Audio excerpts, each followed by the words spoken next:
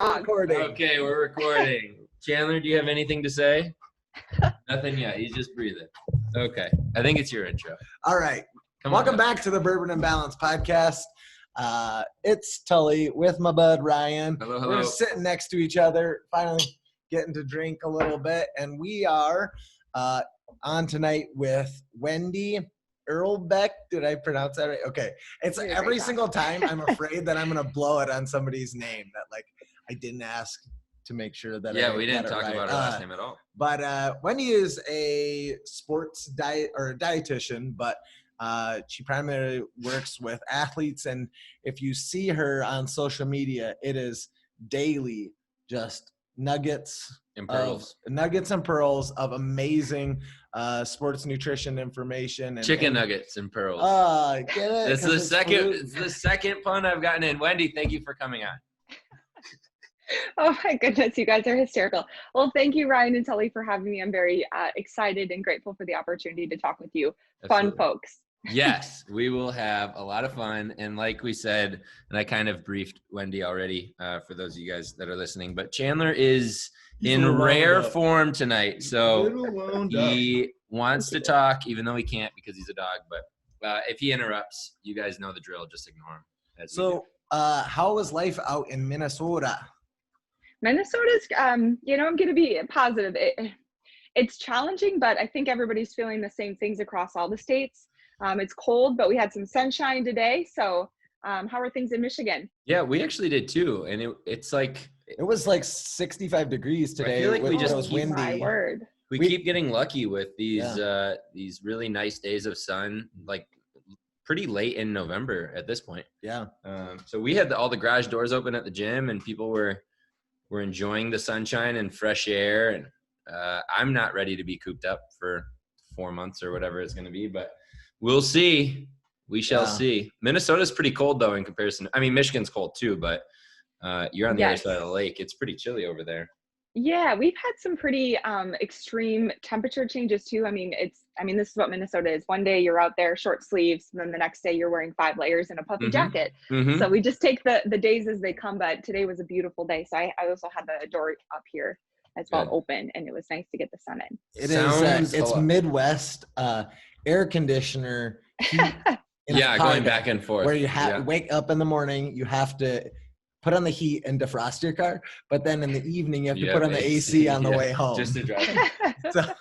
Well, we're going to be talking a lot about, my favorite subject, and for the listeners, food. Everybody knows we like to talk about food, whether it's, in last week's episode, we talked about the things that we dislike doing, but know is going to lead us towards success. And that was kind of we touched the topic of healthy eating and kind of performance nutrition, but we're going to get into kind of each realm of nutrition with Wendi because that's her expertise. And then we'll kind of let her kind of school us on nutrition a little bit. Because definitely going to come away with like a notepad full of good things. Good things.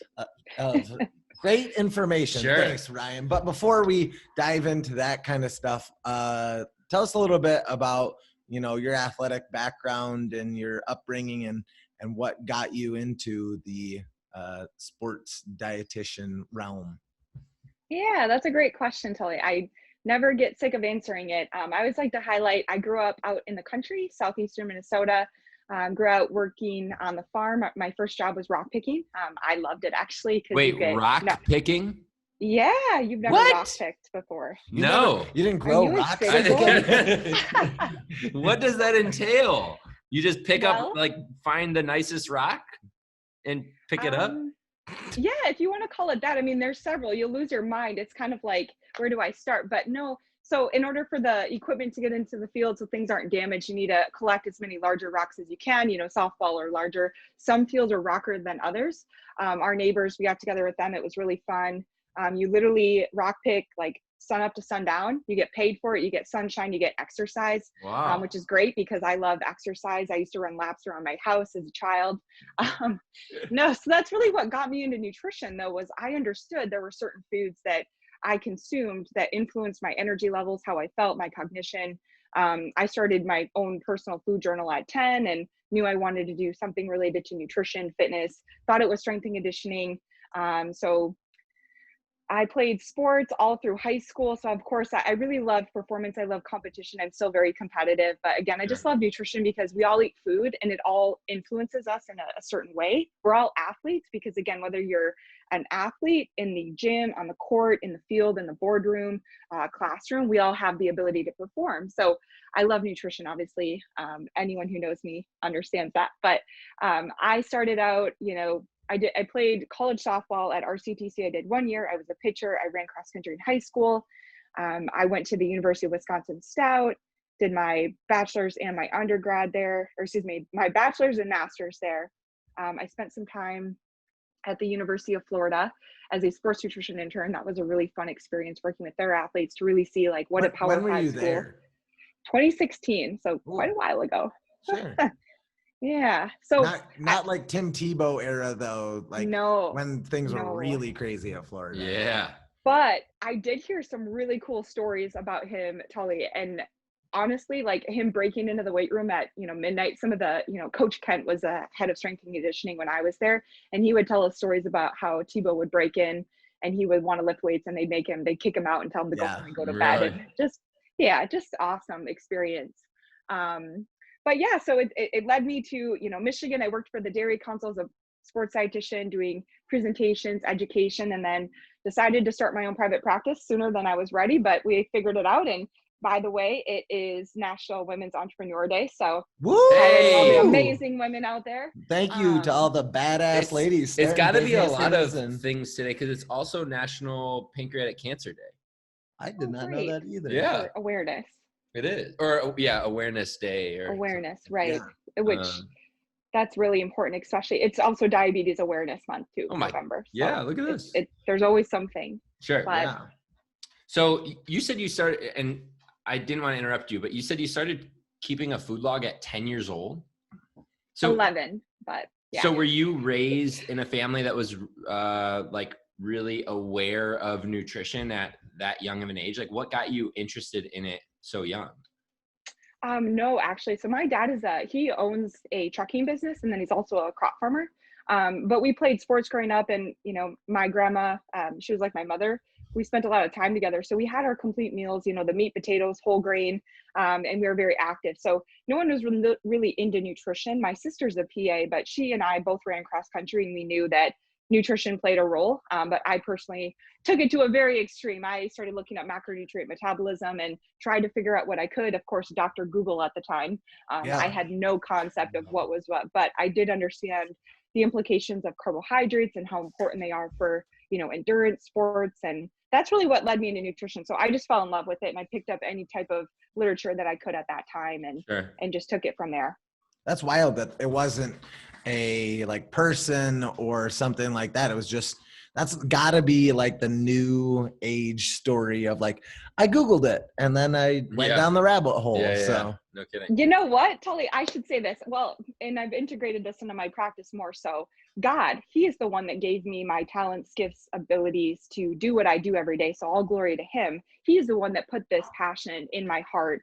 And he has provisioned me with the ability to have the platform that I do. So he's the one that I owe the glory to for the nutrition love, if you will. Yeah, that's awesome that Absolutely. You find, the spiritual connection with what you love, to do as work. Yeah, it's like one big. That's definitely an interesting thing. Ring. Yeah. So you through high school and into college, you said softball and cross country? Correct. Those were your two main sports? Yes, that is correct. And did you play those all through college as well?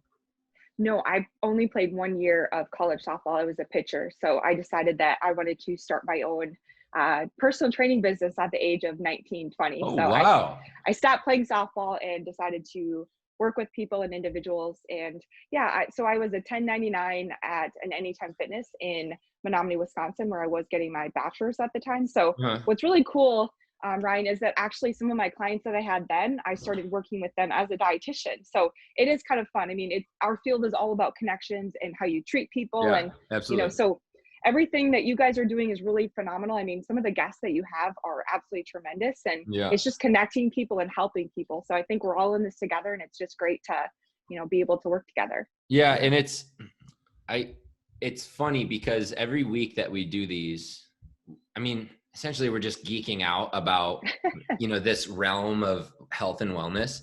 But for those of, you know, all of the listeners and then just the guests that we have, you can really tell the passion, especially with, you know, with the guests, because they get to kind of share their story and in their profession. But this never gets old. Like that, none of this stuff, at least, you know, to us and to the listeners that are consistently listening, all of this is only, you know, pushing us into a direction of greater health. And so to geek out about something that's so positive in, you know, everybody's lives, or can be a positive thing in each person's lives, is really cool. But then also getting the spin of perspective from each one of these guests, which, like you said, we've had so many cool people and interesting perspectives. We're just super lucky and blessed to have, you know, kind of that continued connection with all of these guests that we have. I still have to like pinch myself when I come across somebody and they're like, "Hey, great episode this week," and it's like, "What? You listen to the podcast?" Like, I thought it was just my mom and Ryan's mom.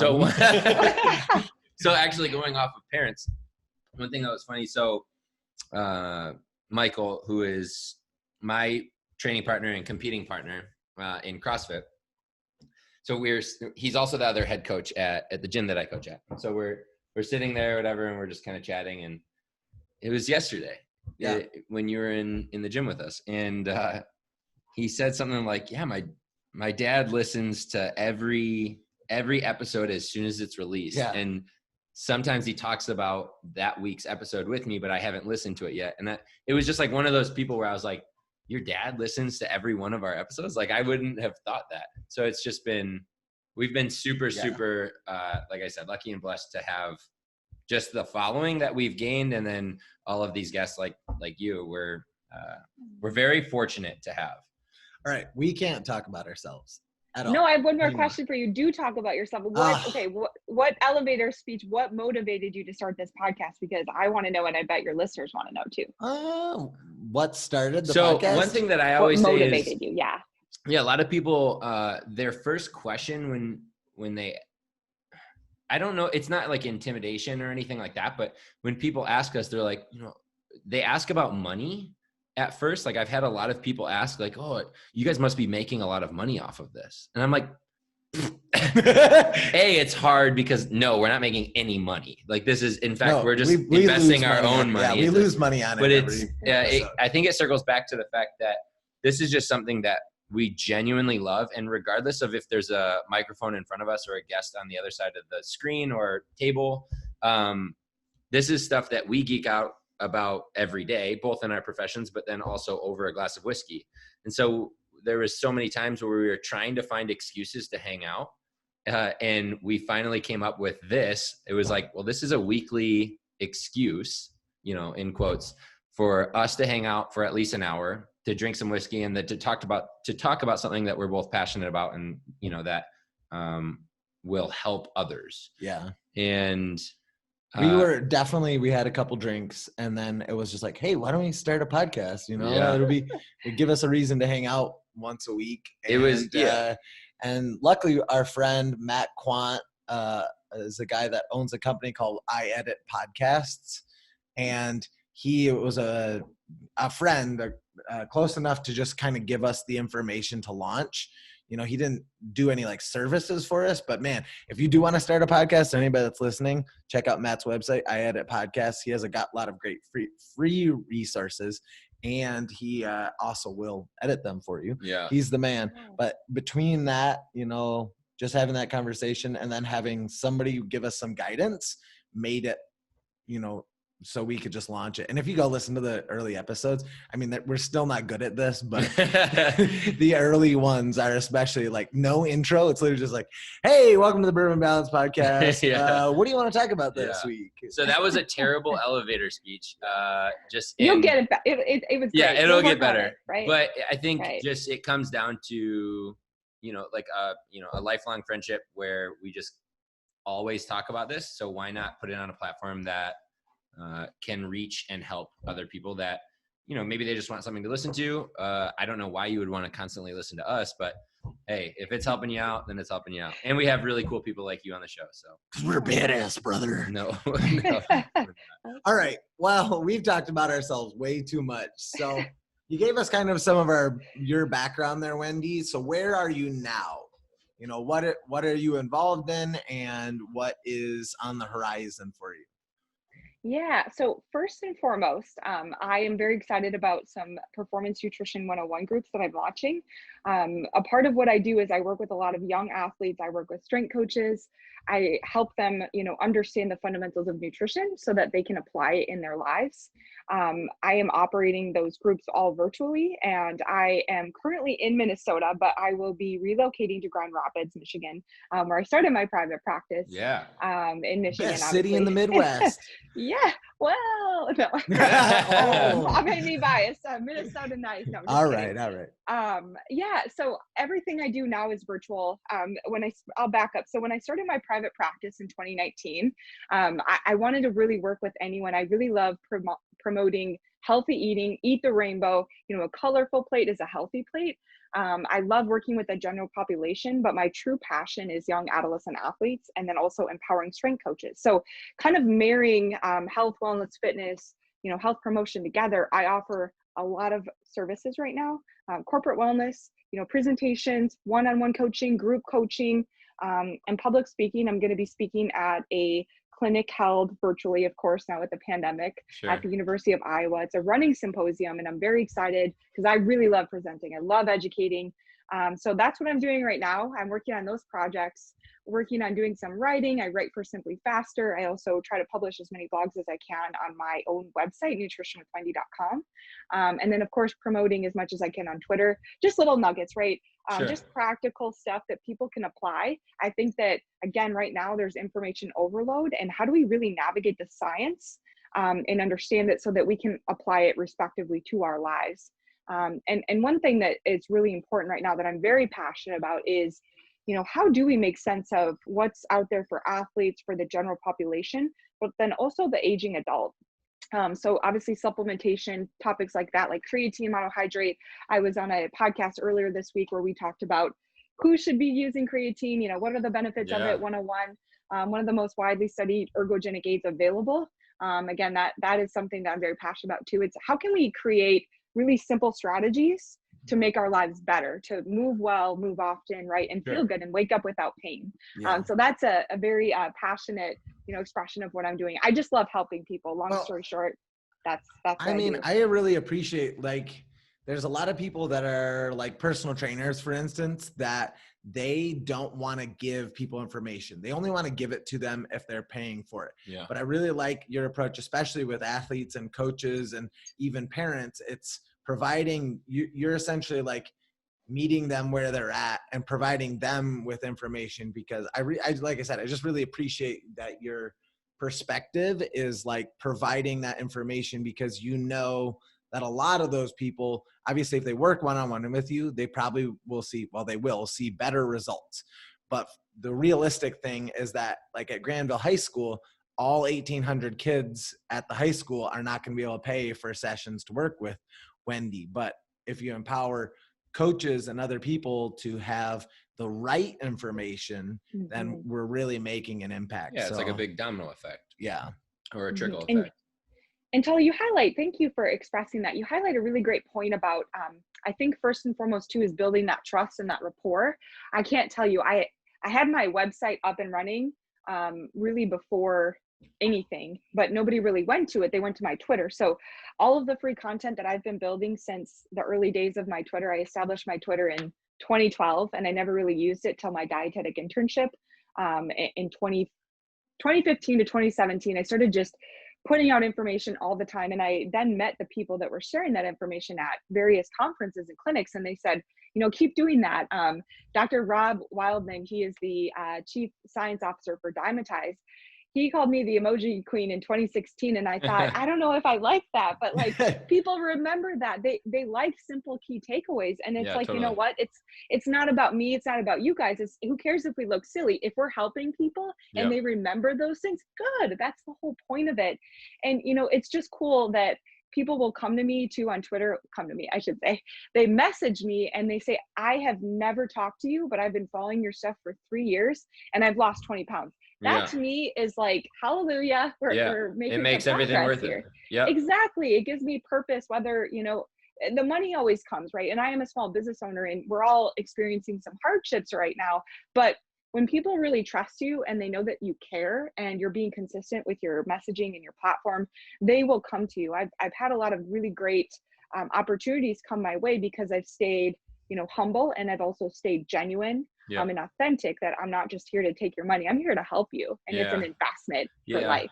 We need more, I think just in general, the health and wellness industry needs more people like you, because there are so many people that are selling things, you know, that are an easy fix or a detox that you're going to lose 30 pounds or a program that's going to give you abs in 6 days. And it's like just cut the BS at that point. Like it's getting to the point where I think a lot of health and fitness professionals are tired of having to navigate around those things just to preach, you know, transparent and honest information.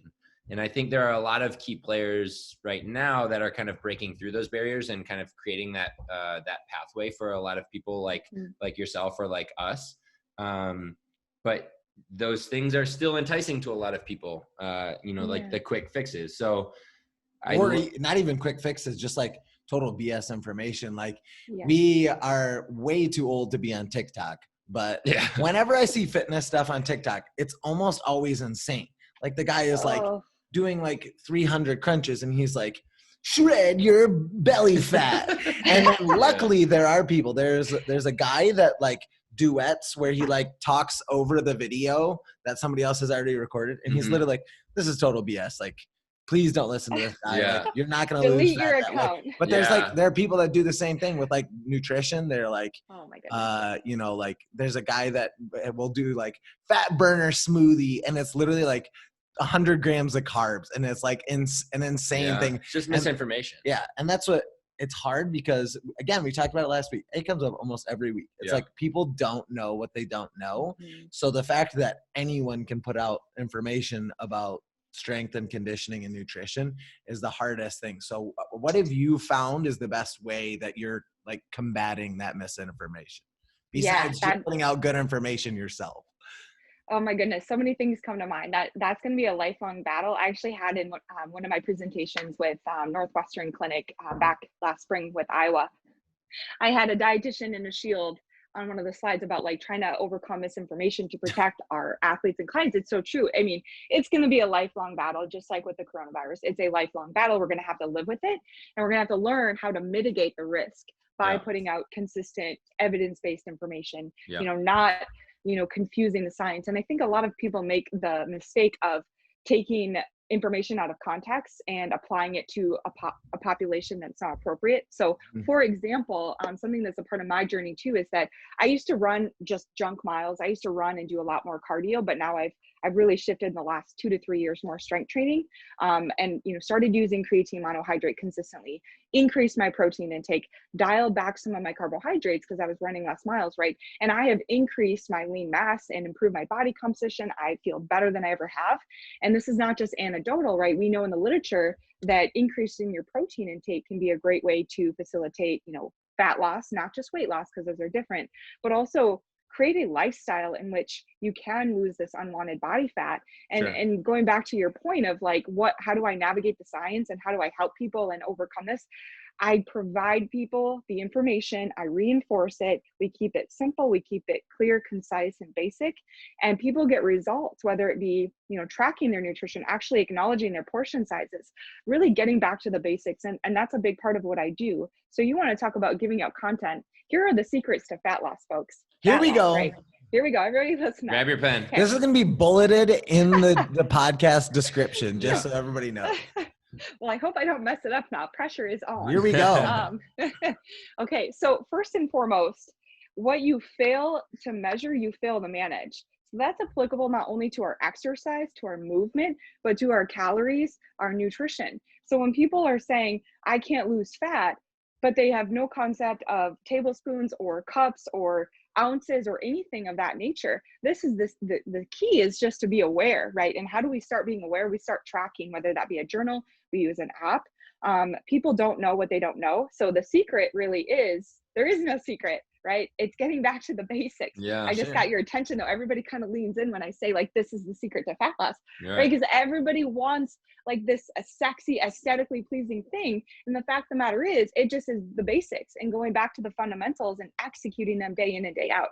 So helping people understand, right? If we fail to manage it, fail to measure it, we fail to manage it. Yeah. So if we can be aware of what 4 ounces or 6 ounces is, right, that can be a big difference in our overall calories, or peanut butter servings throughout the day, or even alcohol, discretionary calories. Don't get Ryan started on peanut butter servings. Don't even talk about it. Don't go there, Wendi. Okay, I won't go there, but just using tools, as I call them tools, like a part of what my clients and I work on is, let's get the tools for the toolbox. You can't tell me when people say that it's bad to track your nutrition. I completely disagree. That's like telling someone, don't track your finances. That's reckless. Yeah. So you don't know how much money you have to pay your bills. That's pretty disastrous, right? Yeah. So I get really passionate about that. It's just that approach. And I think a lot of people create fear, like, oh, you have disordered eating if you track your calories. Or no, that's not the case at all. No. If somebody is trying to take a vacation, right, or if they're trying to plan for retirement and they have no idea where their monies are going, right, and where funds are being allocated, they're not going to have a retirement, right? Just like our health and wellness. So that being aside, I get super passionate about it. But just like a financial planner, right? Hiring a dietitian is a great way to hold yourself accountable, but then also learn the basics. So I don't want people to work with me forever. I want them to learn how to eat, how to build a plate, whether they're at a birthday party, an event. I know things are kind of tough right now with events, but knowing that they need to have a portion of a lean protein, some color, right? Some plants, a fruit, a vegetable on their plate. That's where we start, right? And that's really the secret, because people don't have to be restrictive, right? It's like we live in a society where people think that it has to be painful, it has to hurt, it has to be all these sacrifices. No pain, no gain. Yes, that just like exercise, like go do 100 burpees for time. I'm sorry to pick on CrossFit, but no, you're fine. Ryan agrees that's a dumb workout. I agree. Burpees are dumb. Oh, good. I don't want to offend you, because I think again, it always depends, right? It depends on what the person's doing, what their goals are. Yeah, for some people, they can do 100 burpees, but if you're, I'm just going to use a name. If you're Joe Public, you've never exercised a day in your life, and you come off the street and go into a CrossFit and they say, go run a mile, go do 100 pull-ups, do 50 push-ups, and then repeat 4 times. You'll never come back, right? Yeah. And it's just in an unsafe environment at that point. Thank you. So not everybody's like that, just like doctors or dietitians. So full disclaimer, right? You have to be mindful of the sources of information. You know, you have to have a funnel, a filter. But just making sure too, just trying to navigate the information out there right now for a lot of people. Again, I want to keep it basic and give people nuggets of info to take away. Make sure you have color on your plate, people. Eat the rainbow. I cannot express that enough, because right now, right, with our immune function and the ability to fight off illness, and we're experiencing, you know, in the Midwest, you guys are going to have it in Michigan as well, right? Seasonal depression. Oh yeah, absolutely. It's going to happen. So knowing how much vitamin D to take, right? Knowing that vitamin D is best absorbed with a fat source. So some of those key nuggets are things that people don't know. So they're just kind of popping pills in the morning, right? And they're not, just because we consume something doesn't mean that we absorb it. So we have to be mindful of that too. So I'm getting very tangential. No, you're totally fine. Before we move on, what are, really quick, like for breakfast, what are your favorite vegetable and Well, food I was going to say sources? like a daily routine. Yeah, or what? Like what's and I do want to just, before you actually start, I want to circle back just to one thing where you had mentioned as a nutritionist or as a dietitian. Thank you, yes. Sorry. You don't want to work with somebody for the rest of their life, right? Correct. You want to educate them in how they can fuel themselves and learn to do this on their own. And that's actually one thing that I do in my own practice as well. When I work with somebody for nutrition, I actually set like a cap. I I really only like working with somebody for like 1 to 2 months. Especially like if they're already relatively educated in health and wellness. It's the accountability of having a coach and starting that like journey for themselves. So I always have, and you had mentioned as well, kind of the analogy of, let's just say saving money, right? If somebody doesn't know what they're eating and they're not tracking their food, there's no starting point because you don't have any data that you've collected to know what to change. Maybe you don't need to change, right? There's no known data at all. It's like taking a 1 rep max or off of a guess. Yeah. So that's always the first thing is take a week and track every single thing that you consume. And then after a week, you have a decent amount of data, a relative average of the macronutrients, let's just say, that you're consuming. Then at that point, you can say, okay, well, I'm eating this much on average. These are the times of day that I'm eating. And does this fit within the goals that I have for myself? And then you can rely on that coach, to point you in the right direction and to educate you into making the next steps for however much longer it takes for you to be educated enough to do it on your own. If that's unable to happen though, like if that data is unable to be kept or collected, you have no direction on where to go. You're kind of lost and you're just basically just closing your eyes and shooting and hoping that you hit the target. So I liked that analogy of like, you have to have some starting point. You have to have some data to begin that journey. And then you have to have somebody that's also you don't have to, but it's much easier to follow that path with somebody who's holding you accountable. I love that you do that. That's amazing. So yeah, collecting the baseline data. And of course too, to caveat to what you're saying is outcome driven, right? If you have someone that has to lose 100 pounds versus someone who's just trying to lose that stubborn 10 pounds, I would hope any good practitioner, anyone that's working with people would say, we're going to map out the next several months and what it's going to take to get you to where you want to be. Because that time, right, that duration of that relationship is going to be dependent upon their goals. So I love what you do. That's great. Sure.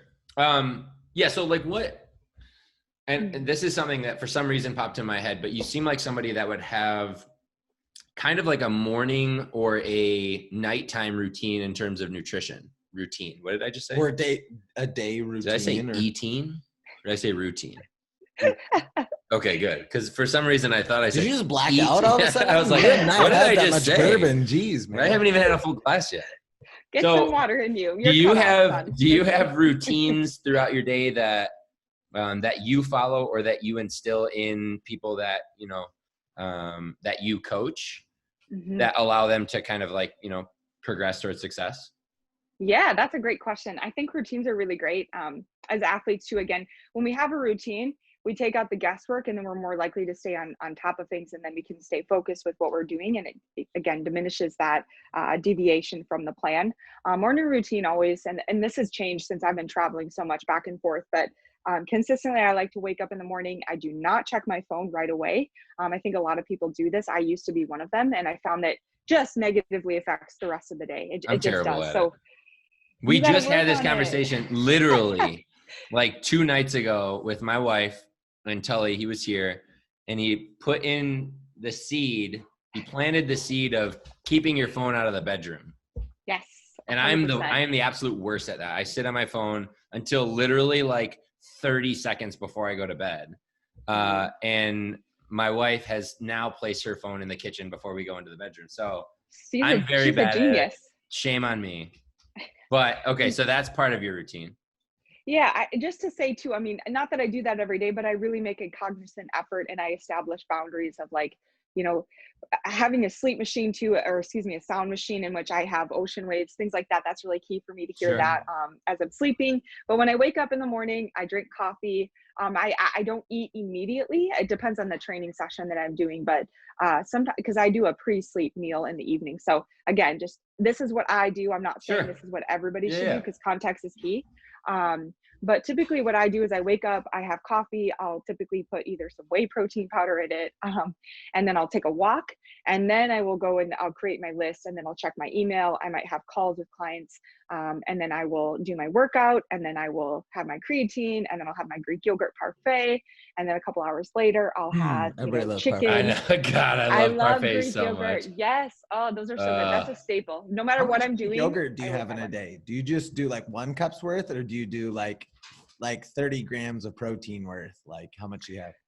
So great question. So let's talk about the Greek yogurt parfait. So I always do 6 ounces. I'm again stickler for creature of habit with this. 6 ounces of Greek yogurt, a tablespoon of nut butter, a cup of berries, right? And then I even add in some additional whey protein. So I'm getting another 5 grams. So I get about 30 grams of protein in my yogurt parfait. So it's like a meal to me. It's very satiating. Is it bad that the first thing I think of when I think of parfait is the McDonald's parfait? Oh.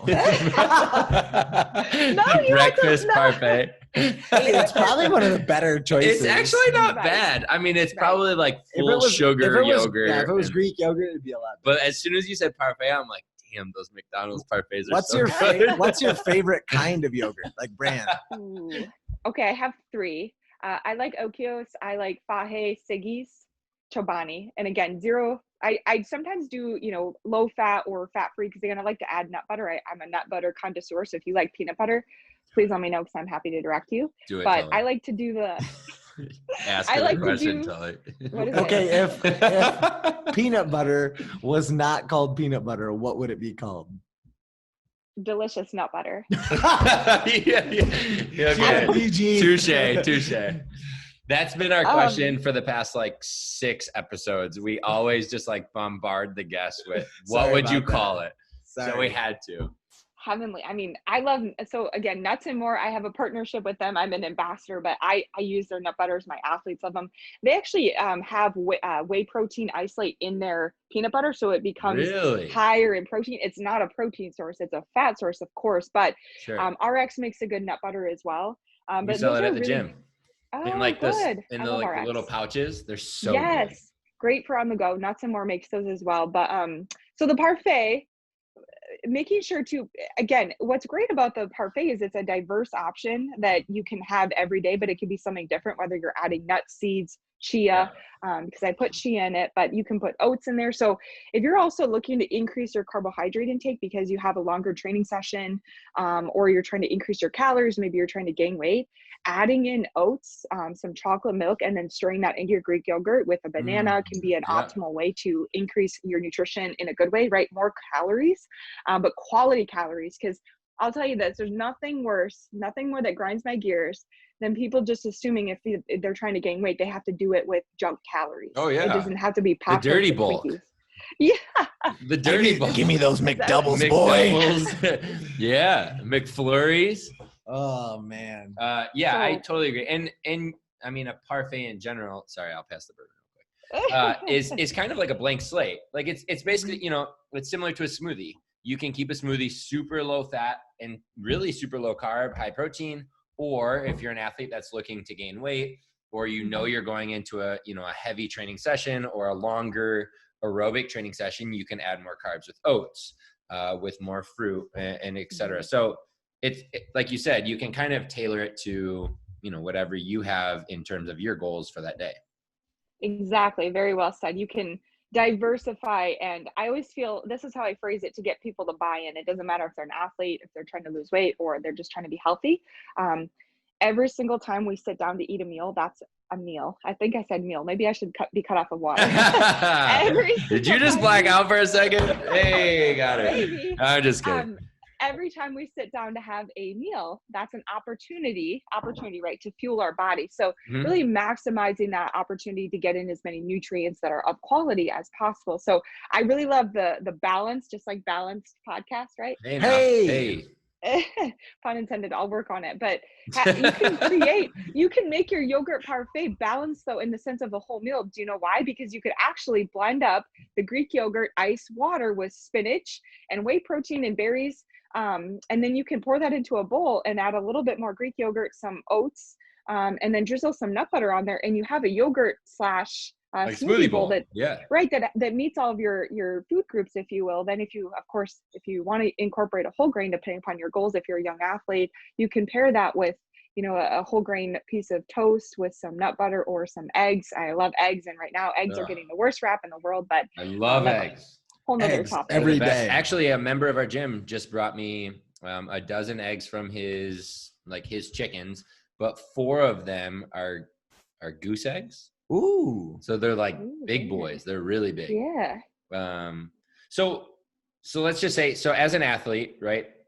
Say an athlete comes to you and is a little bit lost, right? Like they know they want to they want to perform better. Maybe they're just eating when they're hungry and they don't really have any type of nutritional direction. Like what are the steps that you take that athlete through, and what is like your general average of I guess of steering their ship in the right direction? Do you have kind of like a general protocol for that? And I know maybe you don't want to give too much away because that's like what you do, but at the same time, I do. I think you're an open book. I have questions for you though, because it depends. I'm very methodical in what I do. Is it a adolescent? Is it a collegiate? Is it a pro? What type of population here? Ooh, yeah, that makes sense. Because it matters. That's what I was gonna say as well. Yep, it matters. It always matters. There are some wide-ranging things here. Let's just say, okay, so let's remove like the formal athlete like quotations, and let's say it's a general human being that works out regularly, that is just looking to get on track. Okay, yeah, that helps. I think that probably paints a better picture for a broader audience, and especially our listeners, for sure. Yeah. That's what I meant by broader audience. Yeah, because depending upon their level and their intensity, there's going to be essentially a funnel or a flow of these are the processes, right? So say it's Randy who likes to run races. He does 5Ks. He wants to be healthy, but he also wants to lose some body fat. I have a comprehensive athlete assessment form. So first and foremost, anyone who finds me, they can go to my website and they can fill out a complimentary screening form, and that's a questionnaire. And I follow up and I give you a 15-minute free complimentary call. Right. And we talk about your goals, and then we discuss, the dire needs of having some specific nutritional guidelines. So it's always step one is let's do the assessment. What are they actually doing? That. Go to my website. You better. It's super fun. collect the data, right? Gotta get my fat ass in shape. He was breathing very heavy yesterday when he trained with me. I just want to make that very clear. 8 minutes of continuous hard work. It was way too much heavy breathing for somebody who used to be able to breathe heavy. Hey, maybe he doesn't have great cardio anymore. I mean, if you ask he doesn't. Me, that's exactly. That's fair. Okay, you hit that right on the head. He's strong as S, but he cannot breathe heavy anymore. Hey, that's great. It all depends. And having more lean mass is actually more beneficial than having Wendy, be mean to him. No, I want you to be mean to Tully. I'm from Minnesota. I can't. I'm sorry. I'm going to argue. She's got that Midwest just too charm. Kind. Yeah. Okay, so Randy comes to you. He does the assessment. Dial it in here. Right. So he completes the assessment. We do our complimentary call. We discuss what his needs are. He explains, have you worked with a dietitian before? That's always a really important question because it gauges for me what type of level of nutrition understanding they have. Sure. And then what other diets they've had, what successes. So we go through this assessment, right? And then we do a consultation. I send them a 12-page comprehensive assessment that I have developed myself. And that gives me access to their medication history, to what they've done as far as diets, what injuries they've had, any surgeries, if they're on any, again, medication, supplements, just kind of their lifestyle, again, what their nutrition looks like. And then we talk about that in the sense of, okay, what can we do here? This is what you're currently doing. Now let me guide you. So for example, if Randy's telling me, I want to be faster, but I also want to improve my body comp a little bit, I challenge Randy to say, okay, which is more important to you right now? If that race is coming up and you're training for that, we need to make sure that performance is our number one priority. So we're going to talk about carbohydrates. So let's talk about carbohydrates, and then even protein and macronutrients. I love carbohydrates. I love carbs. Don't we all? So fueling for the work required. This is something out of Dr. James Morton that I heard at a ISSN conference in 2019. I loved that concept because it's true. Eating fueling for the work required. So Randy, right, wants to improve his 5K time. So we need to make sure that Randy is consuming those carbohydrates very methodically. And when I say methodically, around his running, around his strength training sessions, so that he can replenish his glycogen stores, he can refuel accordingly, and that's going to support his endurance performance. It's almost like the performance, like nutrition timing that we've talked about, like 7 episodes that we've done, right? Oh, good. Yeah. It's almost like repetitive, honest, transparent information. But that's what it is, though. People think that it's this like complex thing, but no, it's really, I go back to numbers, because you need to have those numbers in that data. So if we say a gram per kilogram within 60 minutes of training, and again, I'm not picking, I work with a lot of athletes. I would argue that a 5K is not long distance, but for some people, I'm not diminishing that. If they're training for their first K, right? Sure. It's choosing the appropriate carbohydrate. So if Randy says, I'm not sure what to eat, I've been eating fast food, I thought, McDonald's was a good way, whatever. I say, okay, Randy, let's do whole grain oats. Let's get some berries in you. Let's get some good protein, some string cheese, some eggs, Greek yogurt, dairy. Let's talk about animal proteins, and consuming the appropriate amounts around your training sessions, right? And nutrient timing is less important in a sense for someone like Randy, because we just need to get Randy eating the right foods, because he's tired right now. He has joint pain, he's aching. Maybe we need to get more healthy fats. We can incorporate some chia seeds, right? Because we know that, reducing exercise-induced inflammation is helpful, and then also good cholesterol. I mean, everything. I come from a whole body approach when I work with people. So everything is connected, and you guys know this too from an exercise standpoint. So everything's connected. So if Randy's telling me I'm not sleeping well, I'm snacking really late, I starve myself all day, and then I go run my runs, my couch to 5K program, and I'm still exhausted, I'm still hungry. Okay, Randy, I don't think you're getting enough protein here, because many endurance athletes skimp on protein. They think it's all about carbs. So oftentimes they're consuming insufficient protein, and that's really important to note, because if we don't get enough protein in the body, we can't repair that tissue, and it's an energy source, right? And then recovery and fighting off age-related muscle loss, because Randy is over 40. So every decade after 40, we lose 8% of our lean mass. So when you guys talk about data and statistics, I love to spit all that stuff out, because that creates the buy-in for people that, protein is pretty important, because I don't want to lose my lean mass. I don't want to lose my strength, right? Sarcopenia, that's really important. So Randy is not only getting, the carbohydrate recommendations, but also the protein. We're talking about fluid intake, water, reducing his soda intake. I have him track his nutrition, and he's really aware of like, wow, I'm running maybe 2 miles and I'm only burning 200 calories. I don't need to consume 700 calories of pasta. Right. So it's getting the athletes to dial into the correct source of carbohydrate that provides the optimal nutrients that they're desiring. And I'm not against, fast digesting. So if we get into simple versus complex with some of my young athletes too, just for example, getting them to understand that education piece of long, like I think of it as a chain, right? So the longer the chain of carbohydrates, the longer the energy, versus the shorter, the more simplistic. It's going to be rapid, it's going to be quick absorption, it's not going to sustain you. So the best ones to consume around training are going to be the rapidly absorbed ones. So your grapes, watermelon, things that digest quickly, that are low in fiber, because fiber can inhibit that release into the bloodstream.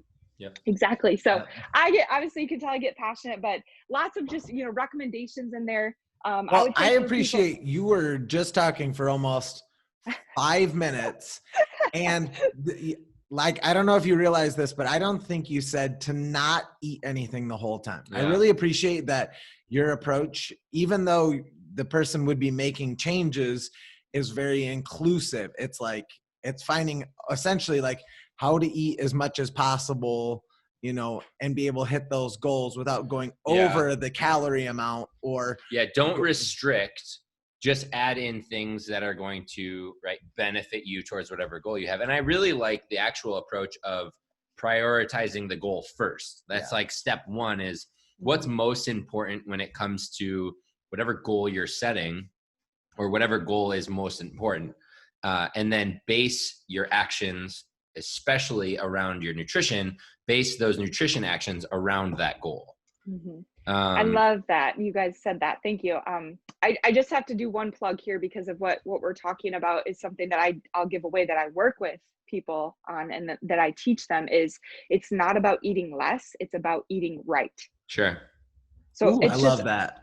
It's just really important because we're in a society right now that everybody's saying you need to eat less and here's a list of things you can't eat. The second you tell someone they can't do something, they're going to want to do that, even if they didn't even want that food before. So really shifting and changing that mindset. And I want, all of us, the listeners, to think about this too, in the approach of focus on all the foods that I can eat that are going to support my energy, my cognition, right? Pulling out what their emotional nugget is. They want to sleep better. These are the foods that are positively going to influence your health, your sleep, the relationships with your family, and get away from that. This is the can't list. Let's just focus on the can list. And a byproduct of eating all the good stuff is that your body comp will improve. Your performance will get better. Your cognition will be less foggy. You don't have to go to these extremes and fast and do all these ridiculous things. Let's just focus on eating right, not eating less. I heard something, I don't remember which podcast it was on or what video I was watching, but it was the first stage of trying to get an athlete to eat in a way that was more, susceptible towards their goals or, like led them in the direction of their goals was not to remove something. It was to add in things, and then the, quote unquote, bad things they were eating would just fall off because those, again, quote unquote, good things would kind of take that place. So kind of to Tully's point, I think it's important to note that you're not looking to remove things right away. You're looking to educate and find the more appropriate options for that athlete or for that just, general person, to add into their diet to support their goals. Right. And I love that you guys are highlighting this. It's very important. One thing that I learned during my dietetics program was it's about swapping, right? It's about substituting and replacing, just like an exercise. If you have somebody that has a broken leg, that doesn't mean they can't train anything, right? We find exercises that we can swap in and still, do the There's always a scalable option. Yeah, exactly. So I think that's important for anybody, realizing that it's better to do something and to figure out those appropriate swaps, just like even dairy too. If somebody is, saying that I don't want to consume cow's milk, how can we still get in that vitamin D and calcium is essential.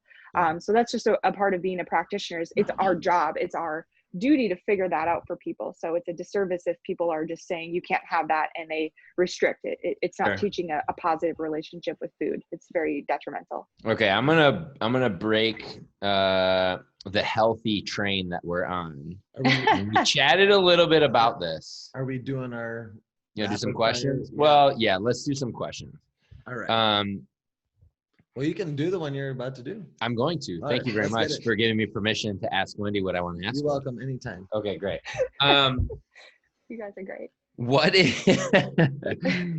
we actually have for some reason this popped into my head, but one of the members of our gym who's a close friend of mine, her name's Stacy Fig. If she's listening, she'll get a kick out of this. But she says every once in a while when Tully and I go back and forth and we banter with each other, she belly laughs. So I imagine her belly laughing with that little banter that we just had. But what is so we do this thing called Vice Friday, and on Fridays, and it kind of goes back to a podcast that really got both of us into podcasting in general. For sure. It was called Barbell Shrugged. They did a thing that was called Vice Friday, where on Fridays, they not necessarily like a cheat meal, but they enjoyed themselves. Like it was the balance of their week and of their training week and nutrition week. What is your vice? Like, obviously we like bourbon.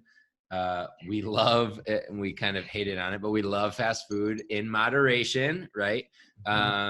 Pizza and all that stuff. But what is your vice? Like when you're feeling like you need something that will spike your insulin, what are you going towards? Well, if I want to spike my insulin, I could still do that with berries. I know what you're saying. Yes, I'll just get rid of all the side talk. Sure. I've always loved ice cream. I am an ice cream connoisseur. When I worked for the Dairy Council, we got to go sample some pretty legitimate ice cream throughout the state of Michigan. Guernsey Farms, it's outside of Livonia. We had ice cream. Are you being serious? The line. Oh yes. So I grew up in Northville, Michigan, which is like Guernsey's in Northville. Yeah. And so I grew up literally as a kid sitting on the big rock in front of Guernsey's like restaurant downtown Northville and eating their ice cream from the time chicken. I was it's Get out. roasted chicken. Or roasted chicken. Yeah. But like Guernsey for me is like Hudsonville for Michigan or for West Michigan. Oh my My goodness. wife is going to be so pumped that you amazing. said Guernsey as well. My wife is also a Detroiter, so Guernsey is Guernsey is like you hit it home big time. What's your I was gonna say, I'm so sorry. I just have to comment. If I lived across the street from them, I'd probably be 400 pounds. I probably wouldn't be a dietitian. Oh my gosh. Girl. It's like, I mean, I didn't live across the street. I literally lived like a couple miles from it, but no wonder you was a thick boy. So like as a kid, like through elementary and middle and even in high school, like my parents would take me there. Like that's like literally downtown Northville for me. That's where I grew up. So that's wild that you worked with the Guernsey like dairy farmers? So when I worked for the United Dairy Industry of Michigan, the dairy farmers, essentially I worked for them as it's a nonprofit. We're on behalf of the how do I want to say this? They basically paid my salary, right? Because it's a nonprofit. So I worked for the United Dairy Industry of Michigan. It gets confusing. We're part of the checkoff program. I always try to explain it to people. Essentially, I work for the Dairy Council. So we got to go out and learn about what farmers do. You know, if you've never been on a farm, I really encourage people to go and get out on a farm and ask the farmer questions. Sure. So we had the opportunity to meet them and to hear about, fourth, fifth generation farmers, what they're doing and how we can best promote them. Chocolate milk was something I obviously promoted too from a recovery refuel standpoint. Yeah. You have a bunch of stuff about chocolate milk at the high school. Yep. Chocolate milk grants are available too in Michigan. I do have to say this. Gosh, I'm so sorry. That's like, it's so good. Not to spoil the fun, if you will, but I'm sorry, I'm biased. This is just my opinion. This is not facts, but Kilwin's ice cream in Petoskey is the best ice cream I've ever had. I mean, it's good. It's good, but like good. That's a great I mean, like Guernsey, come on. It's all good. I'll agree to disagree. Amazing. We don't pit queens against queens. So one of the things. So hold on, she's got to talk about her ice cream. Okay, yeah, sorry. Love. So what's your go-to like flavor? Oh goodness. Well, I mean, it's ice cream. It's all amazing. I would say in ascending order: mint chocolate chip, cookies and cream, peanut butter, chocolate chip. I mean, I really like white chocolate too. That's another vice. I really love mint. So mint RX bars are really yummy too. I know that they're healthier, but still really yummy. Mint Oreo, mint anything. I love mint. Really? Mint Oreo. My wife is obsessed with York peppermint patties. Ooh, I can't. She's staring at me. She's laughing. I can't stand like mint with like dessert. I'm not a big fan. It feels like that's fine. More for us. It feels like I'm eating toothpaste. Get out of here, right? Freezing toothpaste and then covering it in chocolate and saying it's a dessert. I want peanut butter and brownie batter. That's all I want. I want a double in my ice cream. Give me Oreos and then cover it in peanut butter and chocolate. And that's what I want as my dessert. Anyways, too funny. I don't hate on like mint chip or mint chocolate chip ice cream because I think that's different. But when you're eating toothpaste covered in dark chocolate and calling it dessert, it's not for me. I'm going to have to decline the rest of the podcast. I have to go because you're hating on my vice food. I'm just kidding. It's been great to talk to you. Bye. Oh, that's funny. So ice cream is kind of your vice. That's like your cheat meal or like your fun side.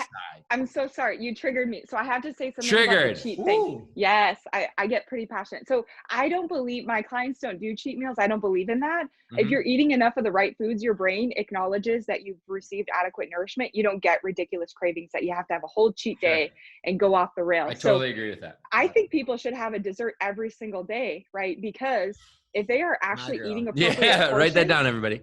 But it's true. If people are actually eating appropriate portions, enough protein, fruits, and vegetables, they won't get ridiculous cravings. If they're sleeping enough, we know that our sleep influences that too. Water, right? You won't want to eat the whole bag of chips or Oreos or whatever it is. You'll have the serving and you're good to go. I don't believe in giving people permission the whole day to eat like they don't care about themselves. Yeah. And to binge and then to create like, mic drop. That's like one of our number one philosophies though, is that like you even if you do mess up, like you have a craving and you eat bad, like just don't do it 2 meals in a row, just Well, that's the like, whole balance of life, Right. right? Like you have to enjoy things that you really like, and then you also have to learn to enjoy, right? Like the colors and Yes, eat the appropriate rainbow. portion sides and yes, all that. eating Right. the rainbow.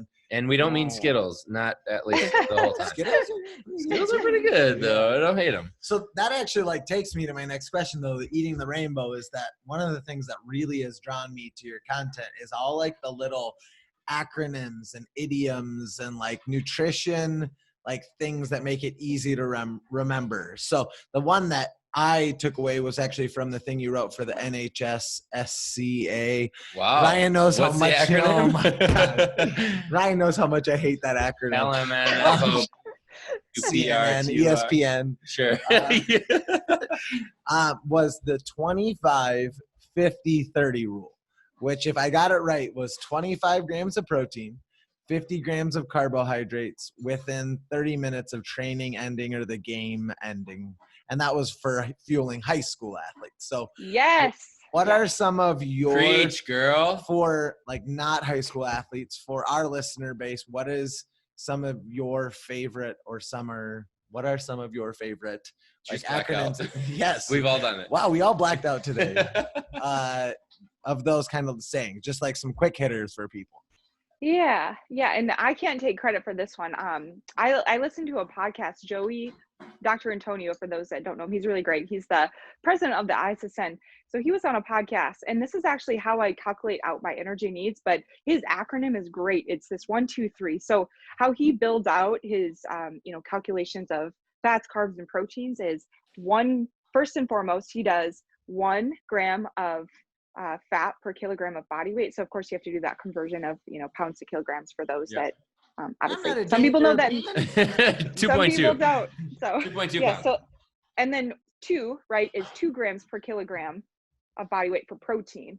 And then third is carbohydrate. So looking at it from a 1, 2, 3 perspective, you can obviously titrate your protein and carbs and manipulate that according to the needs, but you always want to account for all of those macronutrients. And fat really, it just kind of depends, but 1 gram is a really safe way to hit that, because I'm going to call it dietitian school, we learned our percentages and most people forget them. And I think that 50% of someone's diet being carbohydrates it is a little bit excessive for people that are sedentary, but that's what they teach you. And it's tough for people to remember that. So the acronyms, right? So 1, 2, 3, thinking in terms of that for calculations, but just eat according to the plate, have some color, a fruit, a vegetable, and the protein. I always tell people, if you look down and all you see is brown, you need to revisit the plate. Look down, don't see brown. My mom always taught me that. Oh, she's a smart woman. And that's for like the holidays too. That's really important. I wrote an article last year for, oh goodness, I'm blanking on it. It's a running store in East Lansing. Please, I cannot remember. Gazelle? It's not Gazelle Sports. I can't think of what the name of it is. I'm blanking on the name right now. Oh my goodness, it's been a long day. I wrote an article, nonetheless, it was about navigating the holidays, and, it just talked about how you build a plate, and it was for general runners and athletes, playmakers. I couldn't remember the name of it. Yes, they do a lot of races and stuff too, but for the general population, right, if you're looking down at all you're seeing brown throughout the holidays, that's not good, because it's a lot of, stuffing, potatoes, bread, rice, carbs, pasta. Now is not the time to probably be consuming. Sounds so good. Keep going. I'm serious. Wendi, I wasn't joking though. This is a real thing that my mom did. So when we would go to like the Chinese buffet, I would always That's amazing. My first plate would always be like teriyaki chicken and like 20 crab rangoons and like all that kind of stuff. And I would come to the table and my mom would legit say, there's nothing green on your plate. Go back. Oh, your mom is a brilliant woman. She was intelligent. Yeah. Yes. You were dumb as hell, boy. I am still dumb as hell. Let's be kind to ourselves. Okay, that being said too about the kindness. So for your listeners, because we're all humans, I think that people need to give themselves more grace, and the fact of, if you over consume at a meal, or you have something that you didn't want to eat, just keep in mind, life continues, and it's about what we do moving forward. Yep. Give yourself grace and say, you know what, yesterday, for lack of a better word, I kind of ate like I didn't care about myself, but Sure. I do care about myself because I need to honor my body, and I'll feel good if I eat the right things and I have colorful fruits and vegetables. So people just need to forgive themselves. So if we have too many peppermint patties or, too many bourbons or too much ice cream over the Yep. holidays, just give yourself some grace. And don't say, oh, I'll start tomorrow, and then let the thing continue throughout the rest of the day. Right. I use this analogy, and I've said this on other podcasts, that, if you're driving your car and you have a flat tire, right, you pull off to the side of the road, you repair the one tire. You don't slash the other three and throw your hands up, right? That's ridiculous. It's the exact analogy that Jordan Syatt, who is a guest on our podcast, I don't know, maybe 3 or 4 weeks ago, he literally used the same analogy, right? Like, you go off the rails, you blow a tire, right? Fix the tire and get back on track. That's correct. And I think, you can't just throw all of that progress that you've made up until that, blown tire out the window and just, slash the other 3 tires. You have to get back on track and just accept the fact that maybe you had too much ice cream or too many frozen toothpaste, dark chocolate patties, right? You got to get back. You're such a I may decline not to come back on your podcast. You got to just get back on track and start. You're blowing it, man. No. You blew it. Yeah. You guys are great. No, I like that. I like that a lot. And that's weird. That was like the exact same analogy that Jordan used. I think that's pretty common though in the fitness industry and nutrition, because it's true, right? And I look at it from an investment standpoint, because for many, and this is another simple key tool. I worked with someone just recently. They had no concept, and I'm glad that we talked about it, but derailing themselves, right? Throwing obstacles in their way, and they trip over them and then questioning, well, what the heck? If you slash those other 3 tires, you're spending more money. You're putting yourself further down the hole, and now you've got to dig out. So it doesn't make sense to do that. But for those out there right now that are drinking all these fancy coffees, and it's kind of like they're putting coffee in their cream, keep in mind, right? Those things are expensive. So, I talk about with the pandemic, people need help in managing their expenses and resources right now. I think for a lot of people, they could truly save on calories and discretionary things, like drinking those mochas. Not only are they expensive, they're very high calorie, very low nutrient, and very high sugar, right? So there was a woman, and if she listens to this, she's amazing, because we got to talk about this, and she has inspired me too. She has overcome so many obstacles, but she was getting a mocha every day. So we talked about the financial restrictions that put on her, and just the stress. And over time, she learned, as we calculated out, 1 per day for 5 days a week for, X amount of months. She stopped doing that, and she saved herself $6,000 a year. Woo. Yes. Holy mother. Because if you get, if you get a venti or whatever you get, and it's $6-ish, per beverage, that adds up. You're doing that every day because you're traveling, you're on the go, you're taking the kids to daycare. So people can think of it from a financial aspect. Making your coffee at home, putting some protein powder in it is much healthier. Maybe it's not the best thing in the world, right, in terms of taste, but you can find ways to make it taste good. You can use sugar-free creams. You can do those things. But I'm just talking about this in the sense of you can save a lot of money, and you can be healthier, again, by just making really small changes, by tracking what you're doing, tracking your expenses, tracking these things. Again, it just empowers us to feel good about ourselves. So I just wanted to throw that out there. No, yeah, absolutely. And it goes back to that whole kind of just like outlook on nutrition and training in general of there's always a better substitute, or not necessarily better, but there's always an equal substitute for, maybe it's like a naughty food or a movement that might aggravate a previous injury. Like we can always find an equivalent substitute to make you feel, better, whether it's a sugar-free, like you said, a sugar-free cream, or a box squat instead of a full depth back squat. Like there's always some type of substitute that's still going to allow you to progress towards whatever goal you have, that might not put you in the discomfort that you were, living in before. Yeah. Very well said. Yeah. I think as we start to wrap up a little bit, I would love to have you back on, because I would love to dive into more of athletic specific nutrition. I thought you were going to say, I would love to argue about Peppermint patty. Toothpaste flavored chocolate. And you're relocating to Grand Rapids, so maybe once you settle here, we can. Wendi might have to be a part of the Barbell Mastermind crew with Absolutely. Mr. Rick Court Absolutely. and all of our other strong friends that we're getting together at some point. Pull-ups only if we do pull-ups, because I love me some pull-ups. Done. You know. I'm in. Totally. Yeah, we love pull-ups. Are you okay with I'm pull-ups? big on pull-ups. Okay. They don't make him breathe very heavy. That's why he's like, he if really I do likes enough them. pull-ups, I'll breathe hard. But kind of as we wrap up, and again, I would love to have you back on, but where can people who are interested in either your service or just like general information that you have put out to the public? Nutrition 101 that you're starting. Yeah, where do they find How you? do people access all of that? Fantastic. Yes. So my website, nutritionwithwendi.com, I have that complimentary assessment link. You can complete that, and then that gives me the ability to reach out to you. You can also book a service with me on my website. I'm very active on Twitter, Wendi Irlbeck, and then my Instagram is Nutrition with Wendi. And then also Facebook, I have a Facebook page. Then again, the best way to truly reach out to me is through my website. That link, the either book a service or a complimentary health assessment is the number one priority. You can also find more information about the Performance Nutrition 101 groups as well on that link for my website. And then I'm also going to be sending out emails. I've collected many people who've been reaching out about that. And I think some of the listeners are probably on that list as strength coaches. So that's coming out, and I'm hoping to get that kicked off in mid-December. But also just want to throw out too, I'm starting a YouTube channel.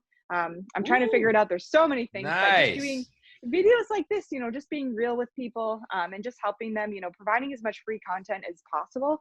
And again, just thank you guys so much for having me. I really appreciate the opportunity to talk to you about nutrition and providing some good optimism during a really difficult time right now. So I just want to send prayers to anybody that, is struggling right now. And we're going to get through this. We just got to try and, hang in there and be healthy and take care of ourselves and shut the news off.